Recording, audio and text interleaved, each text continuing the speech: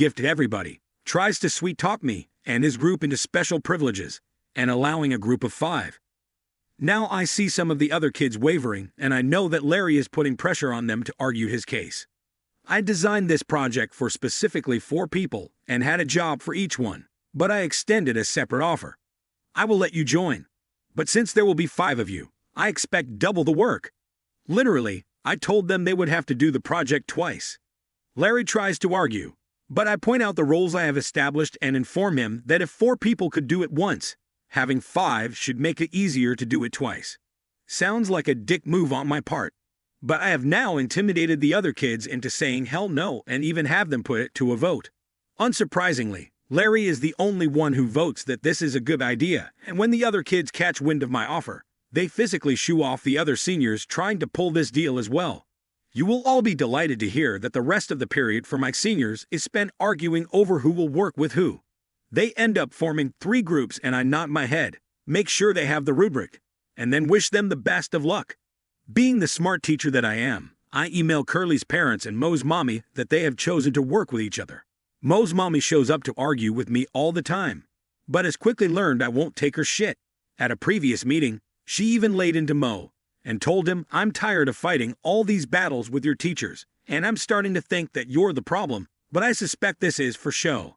Curly's parents email me back and say it will make sure Curly writes a group contract. You see, Curly has sold himself as the best student ever, and clearly he will do the work and fire his classmates. Mo's mommy immediately requests a meeting with me. Per school policy, I do not have to respond to an email for 48 hours. I wait until hour 47 and email a non-committal I would love to meet, when are you available, and wait for a response. I then wait another 48 hours to inform her of a time the following week that works for me. Now, some of the other senior parents have emailed me angrily demanding why I let their kids choose to work with the bad kids again. I had to inform them that I didn't expect all of them to be absent. Immediately, some of my seniors get burned at home because they ditched and their parents tell me, just try to help them pass, which I agree to. Some of them need this class for graduation, after all. Mo's mommy, on the other hand, shows up ready to wage war. She starts by demanding that I put Mo in a different group. I decline because the project has now been going on for a week and it wouldn't be fair. She demands that I add him to another group. They're all full and students have already done the lion's share of the work. She demands that I let him work by himself with an extension. I gladly offer him an extension and slide a copy of the rubric over to him, and he goes white. At this point, he knows that he is never planning to do any of the work. In fact, I know that his group hasn't even started. I have a copy of their group contract which was hastily scribbled in pencil with no due dates on it. He starts arguing with his mom that he would rather work with his friends and that he is upset that he got stuck in this situation. Contemplating this, she accuses me of deliberately waiting until that day to screw the seniors over. After all, it was a school-sanctioned event and I'm being a jackass about it, and she'll go to the board with her story. Wrong. The joy I get from all of my prep work is shutting down bullshit like this. All 7 of the seniors hung out on ditch day at her house and told her that the principal had given them the day off. Even better, they called in and pretended to be their own parents so that it was an excused absence. He is immediately busted, and his mom flips her switch and jumps all over him. You see, she can keep pressing me on this issue, but I now have evidence that he pretended to be his own dad, and this is a suspendable offense. I buy myself into her graces by telling her that I had no idea that senior ditch day was that Friday, but I gave her kid a free extension on the homework that was due because I thought seniors deserved their own traditions. Blah, blah, blah. She buys it. Also, I can prove that I emailed him and her and gave them plenty of notice before Monday morning that they needed to pick groups before something like this happened. Obviously, once I found out about ditch day, I tried to give her precious treasure a heads up, but I don't know why he didn't take it. She makes him open his email. My email is sitting there, unopened, and I have won this battle. She thanks me and takes him home. Class morale is super high, unless you are one of the seniors. A week before the project is due, neither group has actually started, and the HMS class average is about to hit an iceberg. The project comes due. It comes as no surprise that my enterprising seniors have turned in easily some of the worst work ever. One group got into a text argument the weekend before it was due and made one of the kids do all the work. Mo and Curly are in this group. The other group with Larry has also turned in a steaming pile. I make sure to grade these 2 projects first because I know the fallout is going to be big. All the seniors drop at least 1 letter grade, a couple drop 2. This is 4 weeks before graduation. Larry appears to take his F- in stride. They got something like a 10% on it. So I know he's plotting something. Curly's parents demand a meeting, and so does Mo's mommy. Curly's parents are super upset that they got a bad grade and demanded to know why. What they didn't know was that I had already met with the student who did the entire project, poorly, and his parents. I informed Curly's parents that I had seen the text exchange between the seniors that pretty much ended up with "you fucking do it." Curly refused to turn over his phone to his parents for confirmation. I also show them Curly's project and hand over the rubric. Mom and Dad are not happy. You see, Curly has been blaming everyone else for his mistakes since the dawn of time, and his parents have bought in completely. Until today, Dad pointedly asks, "Which part did you do?" And this causes Curly to spout actual tears. I then pull up a spreadsheet of all of the group project scores from the year, with no student data, and have highlighted his scores, which are among the worst. The purpose of this was to use data to prove that their son, frankly, never does the work. Curly is absolutely destroyed by this. His parents kick him out of the conference because they are tired of his excuses and ask me what they can do. I tell them I would be happy to offer one-on-one tutoring and that he can still pass the class if he does his homework and gets a B on the next exam. They agree to this, we all shake hands, and they leave.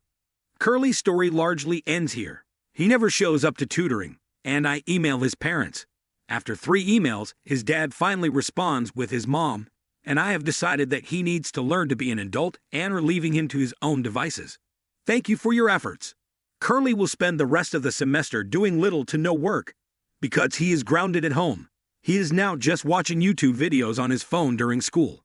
The ripple effect is glorious because now Curly is doing this in all of his classes. I speak with his teachers, and they all email that he has quit doing work in class and get the same reply I did rather than the vehement responses they are used to. When Curly fails his classes, he still graduates, but his parents have informed him that they are no longer paying for his college and it's time to get a job.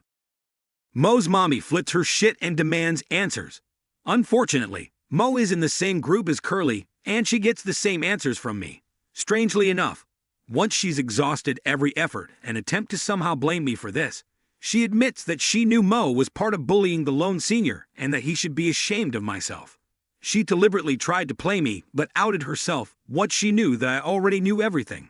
Super annoying, but I agree to help tutor him one-on-one, which makes her happy. Long-term fallout. Mo's mommy is emailing me every few days now. Is my son doing his work? Did he get help with his homework? Etc. Non-stop, but she knows better than to fight with me. Larry is unusually chipper and is no longer doing his work.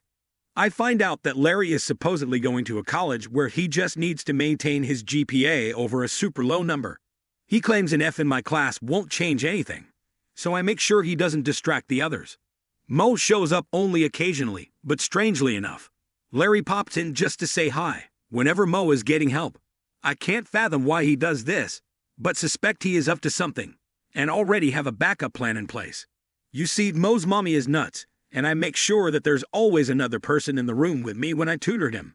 Anyway, Mo's mommy is constantly checking in. I start waiting 48 hours between emails, 'cause I can. And she starts dropping by in person, unannounced to check on him. Me. She's been acting cagey lately, and I'm starting to suspect something. It's fucking Larry. Larry is a friend of Mo's, so he's been in her home feeding her made-up stories to convince her that I have been emotionally abusing Mo when other students aren't around. Stuff like I was calling him a retard after school, etc., and then telling her, "You can even have the school check the cameras to see that I'm there." This starts a whole thing where she is now demanding answers from admin. But Mr. Fighter Jet is smart. Admin asks me about details regarding my interactions with Mo, and I end up sitting down with my principal, Mo, and Mo's mommy. She details that Mo is struggling, might not graduate, and that she believes that I have singled her kid out for abuse and wants his grade raised. You see, Mo is dumb and lazy, and his mom is just as bad. When Larry went to her with his story, she never bothered talking about it with her own son. He just agreed and went along with it. So I asked Mo point blank to please describe what has been said during our sessions, and then offer to leave the room so that he can tell the principal without me there. She tells me to stay because she wants me to hear from her son what I've done to him. What neither of them knew was that I was a mentor teacher. That meant I had a first-year teacher as my mentee, not a student teacher, but a new hire that works with a veteran teacher to learn the ropes of our school. And I had her working on grades and such in my room after school. You need so many contact hours on the days I agreed to meet Mo. She was young, so Mo thought she was another student and never questioned it, and couldn't even remember that she was in there. My principal already had statements from her detailing my interactions with Mo, and Mo was unable to give any actual details and suddenly forgot what had been said to him. This lands her in hot water with admin, and she blames the whole thing on Larry and becomes visibly upset that she fell for such a stupid ruse. This results in an email cautioning teachers from being alone in a room with either student. Suddenly, after-school help evaporates for both, but hey, I always have someone in my room, so whatever. After that meeting, Larry is now suddenly super concerned about his grade. I rationalize that he was hoping to burn me out of my job, and then use the fallout to get a free passing grade. Obviously it doesn't work, so fuck Larry. I have kids who actually want to succeed. My free days are now on days I know he works, and he never shows up for tutoring anyway. Now that other teachers are hesitant to meet with him, he is unable to cut deals to raise those grades either. Seriously, teachers fell for his change of heart spiel every semester. Mo's mom makes a last-ditch effort and tries to convince me that the parents of the seniors have scheduled a meeting with my boss to have me fired for giving their kids a bad grade, and that she would be willing to put in a good word for me if I meet with her first. I'm sitting next to the principal when I get this email, through an app on my cell phone, and he has no idea what she's talking about.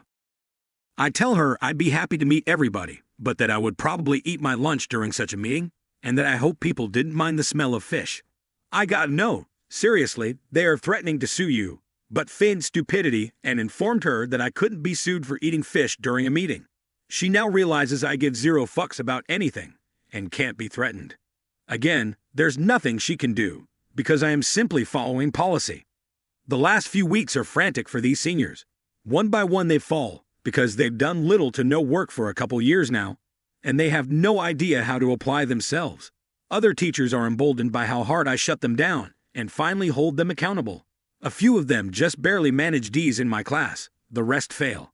I get a few last-second squeaks of what can I do to raise my grade, but have now documented that none of them attempted the extra credit assignments, and that was their chance.